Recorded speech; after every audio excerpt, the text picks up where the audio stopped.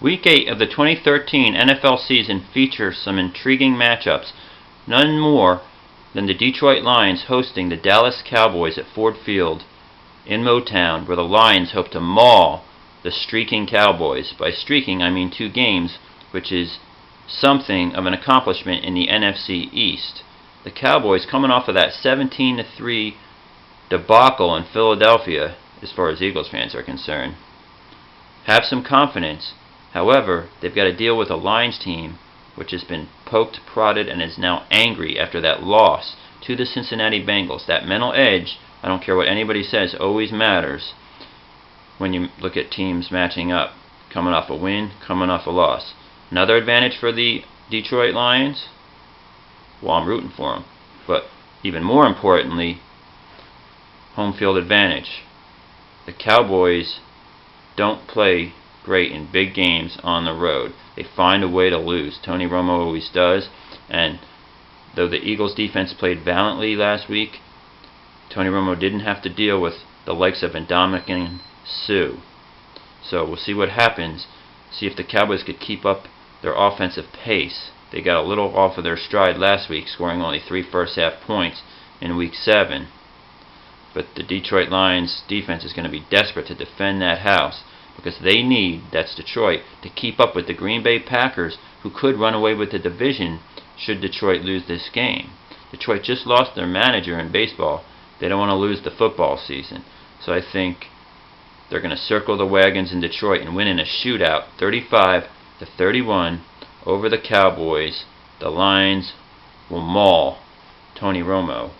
And as far as the Detroit Lions offense, well, you got Megatron, Matthew Stafford. That connection is going to be hard to deal with if you're the Cowboys secondary, who has given up a lot of big plays this year. And it's going to open things up for Reggie Bush, who's, in my mind, having a career year. I'm not going by the stats, just what I see with my eyes. This guy has added an extra dimension to the Detroit offense. They're better than their record, and they need to keep themselves in wild card contention. So there you have it. In the NFC, a good matchup, Cowboys versus the Detroit Lions. Over in the AFC, I think the most intriguing matchup features the New York Jets and the Cincinnati Bengals. I say that because the Jets are a team which is so hard to figure out. One week they look like they're nowhere near a playoff team, and the next week they beat the New England Patriots. Bill Belichick and company. Gronkowski was back for the Patriots. It didn't stop the Jets. Geno Smith is improving, not on a consistent basis, but as the season goes on, he's getting better and better. He's not throwing costly interceptions as much. He's getting touchdown passes.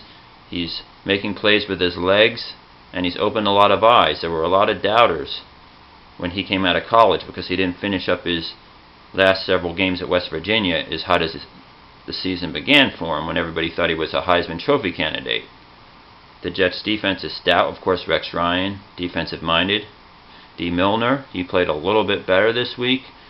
So if they could lock down A.J. Green somehow, contain him, they may have a chance to slow down Andy Dalton. But on the road, can the Jets pass that test? If you asked me a few weeks ago, I would have said, I don't think so. The rookie quarterback's going into a fire, whatever. But if you look at a couple weeks back, Geno Smith and the Jets went on the road against a desperate Atlanta team on national TV and won that game against Matty Ice and the Falcons. So it's hard to doubt the Jets, but it's also hard to figure out who they are. Are they a playoff team? Are they a team building for next year? It remains to be seen. So there you have AFC game of the week in my mind. The Jets will come into Cincinnati and actually stun the Bengals 21-20 on Sunday.